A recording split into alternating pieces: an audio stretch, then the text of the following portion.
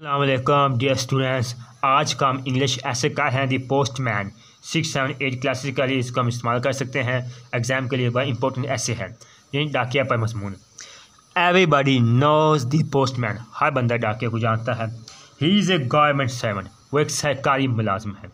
He wears पहनता है एक खाकी यूनिफॉर्म, वो खाकी यूनिफॉर्म पहनता है।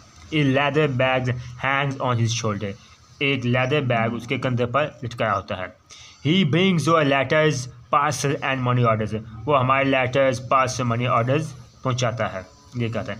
He goes from door to deliver, वो डिलीवर करने के लिए पोस्ट को डोर टू डोर जाता है। He is a very honest man, वो बहुत ईमानदार आदमी है। His pay is very small, उसकी जो तनख्वाह है वो बहुत मकबूल है। His work is very hard, उसका काम बहुत सख्त है। He can hardly make both ends meet, वो उससे बड़ी सख्ती से he can hardly make both ends meet, वो बड़ी मुश्किल से अपने दिन का गुजारा करता है, यानी बड़ी मुश्किल से दिन निकालता है। दी गवर्नमेंट शुड गिव रीजनेबल पे, गवर्नमेंट को चाहिए कि उसकी एक रीजनेबल पे अदा करे।